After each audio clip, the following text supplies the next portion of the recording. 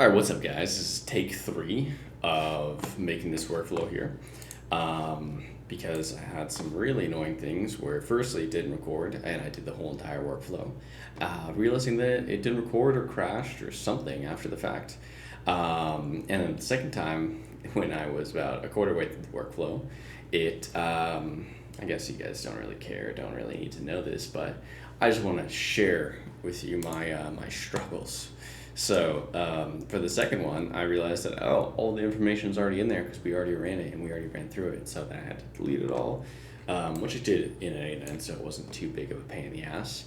But nonetheless, starting off, guys, this is our second part of the hyper-personalized cold email campaign. In the first video, which I'll link somewhere, maybe in the comments or the bio or summary, whatever you call it, where we found our target companies in our niche. So we're basically finding the companies that we want to work with.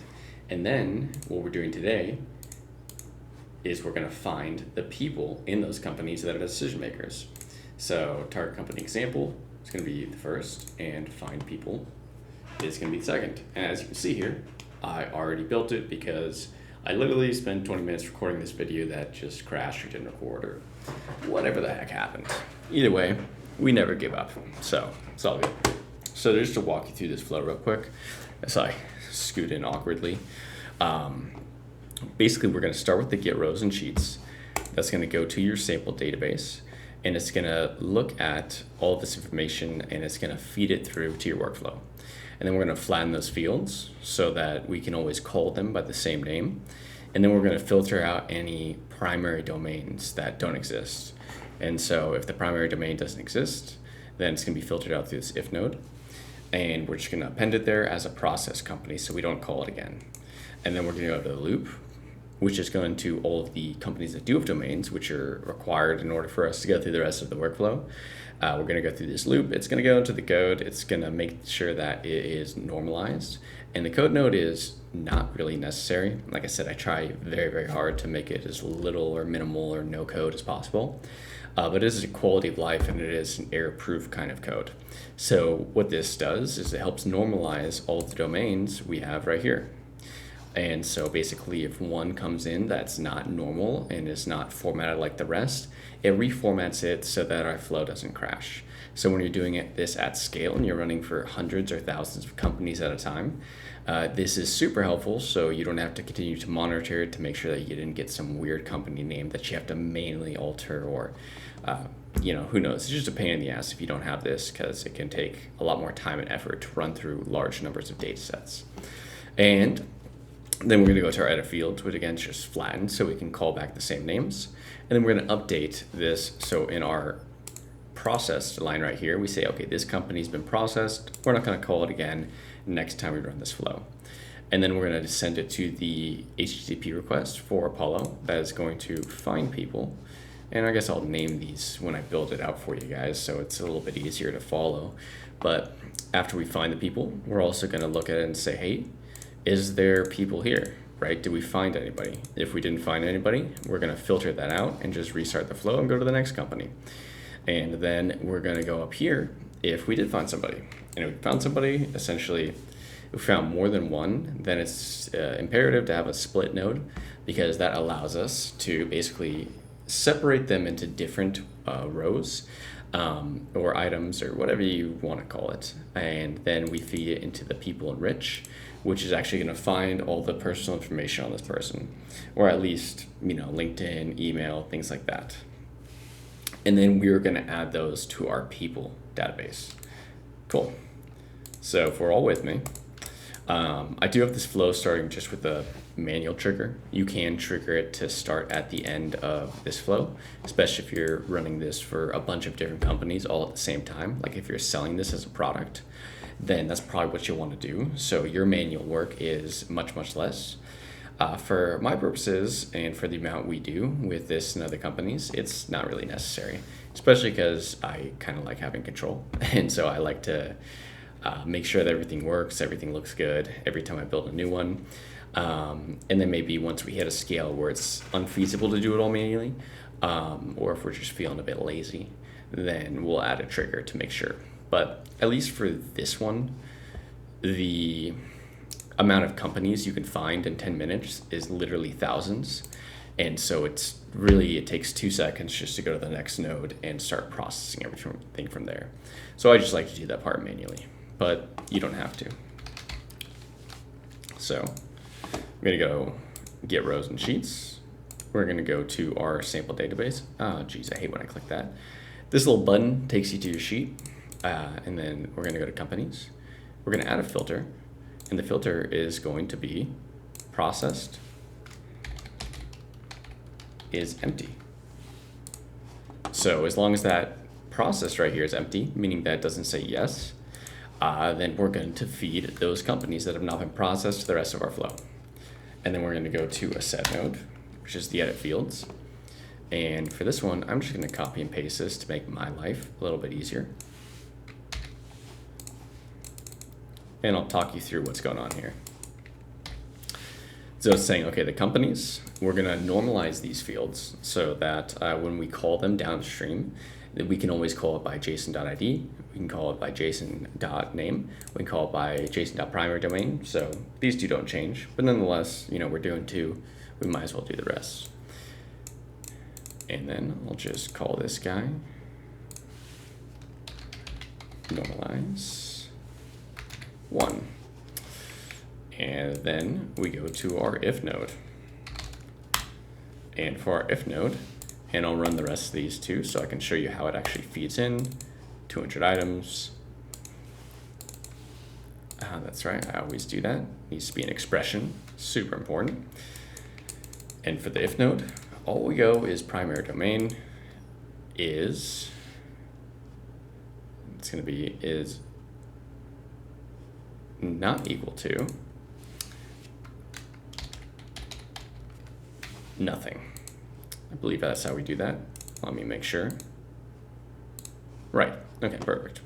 So since I ran this through before, I know that we do in fact have 14 different companies that don't have a primary domain. And so that worked perfect. And then we're gonna go to our Google Sheets again. For the companies that don't have that, they're gonna get appended some stuff or updated. So we're gonna go here, sample database, companies,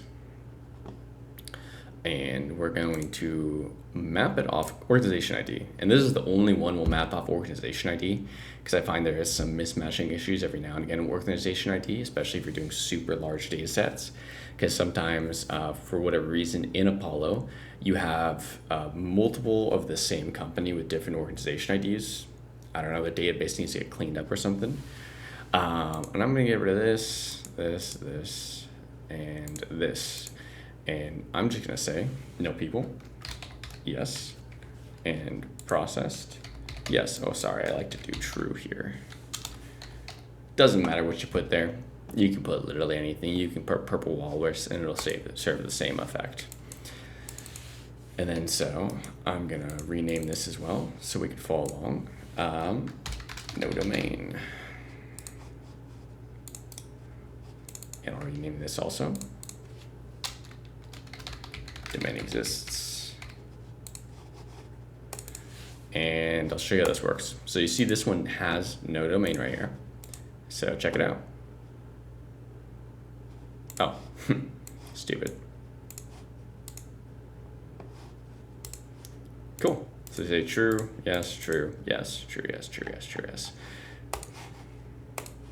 And that part's done. Now we go over to the loop. And we can just get rid of this guy right here. And then we're gonna go straight to the code node. I gotta say, this is a bit easier when I have this flow down here to reference directly off of, instead of just building it from scratch. But nonetheless, I had some plights here, and so I'm just gonna copy this code node, but again, I'll walk you through what's going on here. And I'll slowly scroll down through it as well. So if you just want to type this up along with me, you totally can. If not, you can actually just copy and paste it from the JSON that I'm going to allow you guys to download for free if you want to take this workflow and use it for yourself. So const state basically just stores data globally. You actually don't need that, but I think it's just nice to have. It's making sure that the domain is clean and it's in raw format, and that's a string, and then it's returning all in lowercase. And then it also starts with HTTP or HTTPS, and that's going to the host name, which is their domain. And then it's replacing any funky things like all of this so that it is normalized like we were talking before. And it's also saying include things that, you know, might be in there that aren't going to harm it. And then it cleans it up. I'll just slowly go through this. Cleans it more, cleans it more, cleans it more. Like I said, I'm not good at code, guys, and so I did the vast majority of this in ChatGPT, as you can as well. It's actually surprisingly good at making these little code notes. All right, slowly but surely, I'm gonna go through this so you guys can copy it if you want, or just type it out. You can pause the video. And it doesn't hurt you to type it out too. It can actually help with the learning curve. Not that you really need to know this too well, but you know, as a proxy of doing this kind of work and building these workflows, it does become helpful to at least generally understand what's going on inside these code nodes. So if something's not working, you can kind of at least troubleshoot a little better. All right, and I will call this guy normalize domains. And then we're going to go here and we're going to make another set node. And for this other set node, we're going to, and I'm sorry, this is probably messy for you guys because this is all right here. I'll get it out of the way. There you go. And we're, for this one, what do we do for this one again? That's right, we're just going to the domains. So I'm going to execute these previous nodes so you guys can see how it works. Loop branch, one item, perfect, because it does separate them. So I should explain how the loop node works. So the loop node is going to separate them into individual items, and then it's going to loop through whatever is after it right here. And it's going to continue to do that until everything that entered the loop node is done. And then it's going to go to this little done prong, whatever the heck you call that thing. So again, this one is actually not necessary. You guys can try and run it without. I like normalizing things and I like being able to call them specific names downstream. It just helps me with how I think about it. So we're going to go here and we're just going to do, okay, domain. It's going to be primary domain. And then id.dbg. It's always helpful to have like a system of how you do these things too. Like, you know, making sure that this is all lowercase, this is all lowercase, because if one of them is uppercase, it might not work. So ID right here, cool. You can see that flows through. And then we're going to go over here, and this is where we're actually going to update our Google Sheets. So we're going to update our Google Sheets. We're going to do the same thing with sample database, companies. And this time we're going to map off primary domain, because primary domain is going to be a unique identifier. One thing I want to do is I want to include other fields so I can pull it from this. So now we have primary domain is right here, which is fine. You can actually take it from this, or from this. It's all going to be the same thing. And then company name right here, organization ID right here.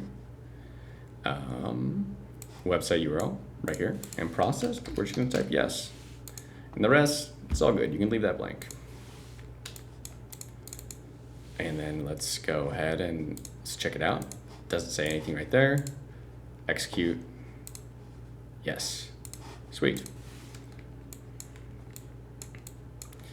And then next, we're going to do our API call.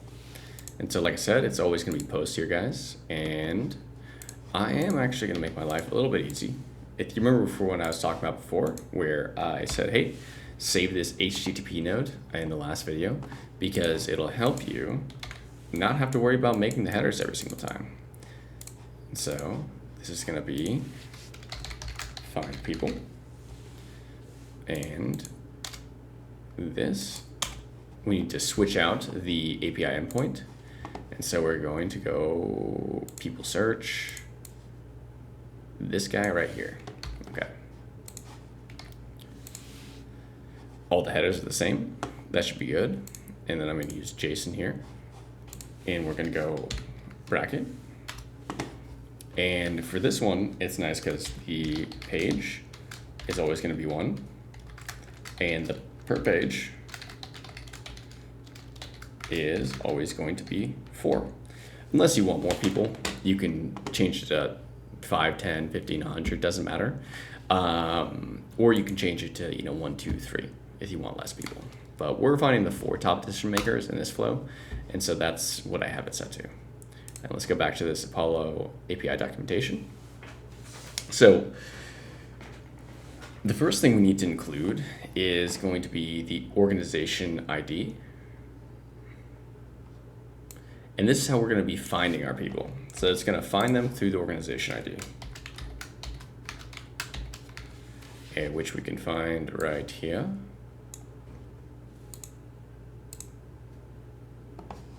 Do I need commas around that? I don't remember. Array and commas. Right.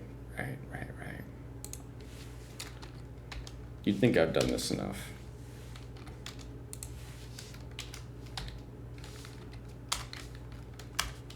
Cool.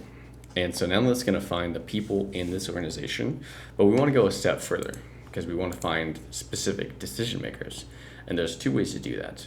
One is you can find it in person seniorities, which is what we're going to use today. And if you want to get a little bit more granular, you can also use person titles. So you can say, okay, I want specific titles in these companies. So if you're looking for a very specific person in each of these companies, use person titles. If you're okay with just people of a specific level in the company, you can use person seniorities, which is what we're going to use today, because especially if you want to find the titles, you often have to type out a ton of different titles in there to make sure that you're getting a large enough range of titles, because everyone likes to call themselves a little bit something different. Some people like CEO, some people like founder, some people like head of HR, some people like HR director. It just gets a bit cumbersome. But if you're fine with just finding people of a specific seniority, this is what you can do. And if you want to save yourself a little bit of time, you can go here and you can copy and paste this with this and say, hey, turn this into a JSON array like I did right here. And now I can just copy this, paste it, opposed to having to manually enter it all. Thanks, ChatGPT. Make sure each of these ends with a comma, otherwise you'll get a JSON error. All right. And is that it? I think that's it. Nope, it's not it. I remember. Contact email status right here. You're going to want to put it to array, and then you're going to do verified, and I'm just going to copy and paste because I'm a terrible speller. Verified. And the holy grail of likely to engage, which you never ever find, but if it's there, awesome, because they are likely to engage. And then close bracket, and if I'm right, that should do it. Let me make sure that this doesn't have. Cool. And this first company, I know because I already ran through this flow, doesn't have any people. And so what do we do in that case? In that case, we do a set node. And we do some manual mapping. We basically look at the array for the people. And so I'm just going to copy this. We say, okay, the people, which is going to be this right here. If people doesn't have, it should be something like array dot is array, something like that. I'll actually type. I don't have this one memorized, so I'm just going to copy and paste it. Array dot is array, JSON dot people, question mark, JSON dot people, colon, array. So basically all this means is that, hey, oh, come on. Oh, they're there. Basically all this means is like, hey, turn this people right here into array. And this also has to be array, if I remember. And then we're going to go here.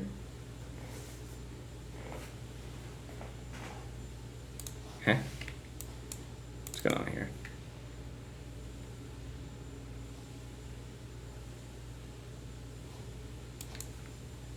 Should work.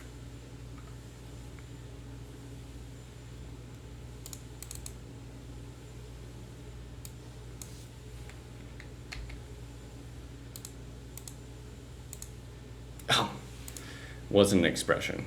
I'm done. Okay. People, right?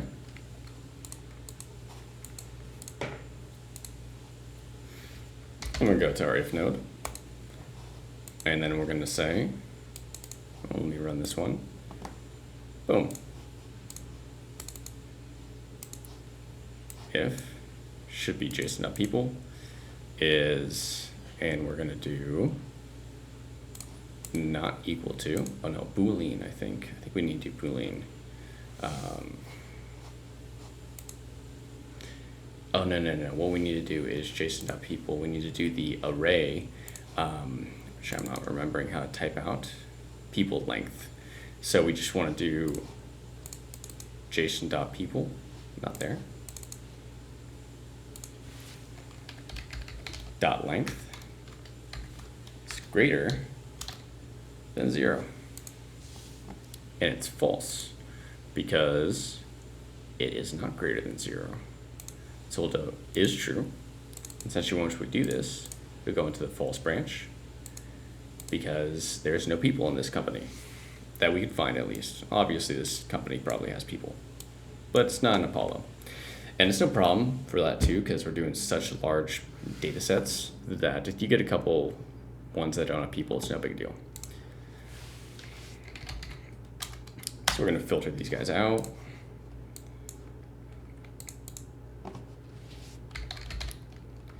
Google Sheets, update row,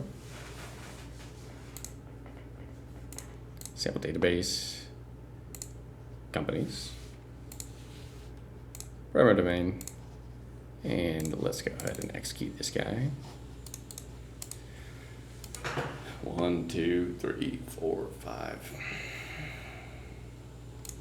Cool.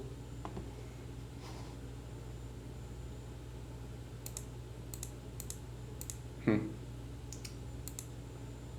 am I getting this from normally? Do I get it from find people?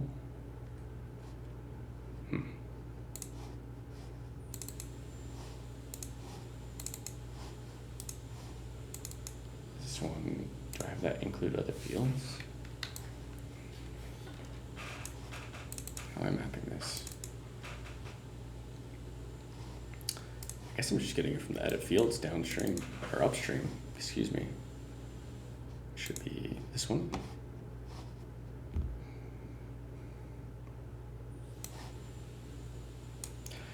It doesn't matter which one of these you include, they're all gonna do the same thing. And then I'm just gonna delete this other stuff. Because all we care about is no people. True. Processed. Sure to be yes. So we don't need that.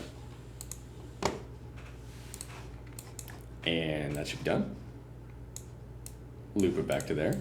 So that if we do find no people, it just loops back around and then the next company will be processed. And then now we're gonna go from here to split out. And hey, when it doesn't have people, I always forget what I put here. It is just people. Okay, cool. Get rid of this that I accidentally appended. And then HTTP. Okay, so now to enrich them. And the enriching process is going to find emails, LinkedIn's, all the stuff that we want to be able to reach out to these people.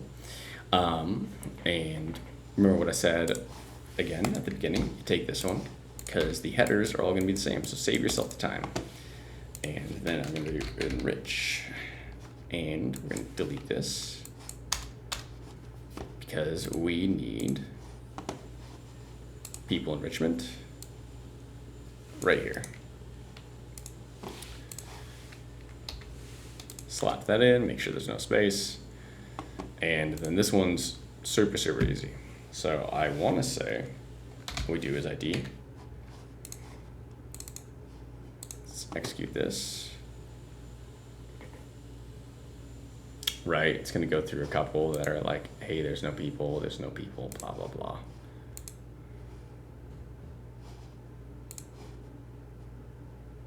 There we go. We found one with people. These guys, shelf.com. Cool. And then you just go ID. And then execute this. And we should... Oh. Yeah, no, that's fine. Wait. Oh, yeah, right. There's people. It's so annoying.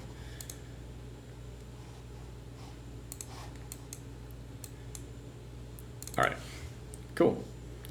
And we found the 4 people that are in this company. And now we want to add those 4 people to our flow. So Google Sheets, append row this time, sample database. Now we're going people. So I added this to the Google Sheets when I was not recording. Well, when I was recording, when I thought I was recording, whatever. And so basically all of these names in the headers is just all the information that the node right here spits out. So when you look at the enrich node, you can actually just take all of this information, or at least all the information you want. I happen to take pretty much all of it, and then you just make that your headers. And it's helpful to have them in the same pattern, in the same sequence, because that way, when we go here, I can just go, great, ID, first name, last name, full name, LinkedIn, title, blah, blah, blah, blah, blah, blah. You guys get the point. It'll take me 2 seconds to go through this, so just bear with me. And yeah, most of this you don't really need. I like to have it all just in case I want to repurpose these people at some point in the future and I want to utilize a different piece of information, so I don't have to reprocess all this stuff. Industry should be down here. Oh no, it's an organization. Okay, so it should be, here it is. States up here. State. City. Nice place, Denver, Colorado. Country. Company name, it's just going to be this name right here. Website URL goes down here. Domain URL, which should be primary domain, somewhere around here. Number is going to be their sanitized phone number. So that's not actually going to be like their personal number 99.9% of the time. More often than not, it's actually going to be like a random company line that takes you to like a, customer service desk. So not super helpful, but hey, it's there. All right, should be good. And now let's just let this baby run. Show you guys how it works.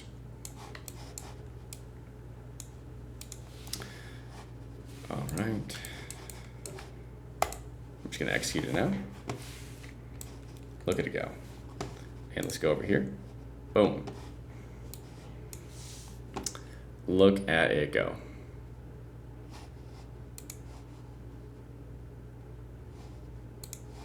Cool. So I'm sure you guys see the benefit of this at this point, where you can iterate through a large amount of data sets in a very quick amount of time, all automated. And the next part of this flow is going to be actually customizing the emails, scraping the websites, and then putting them into an email campaign so we can email a ton of people with what seems like human personal emails all at scale. But nonetheless, I'm going to stop this. I don't need to use any more of my tokens on this because we're really not going to use these leads, so it doesn't matter. But nonetheless, that's all I got for you guys. And if you enjoyed this, like and subscribe. Appreciate it.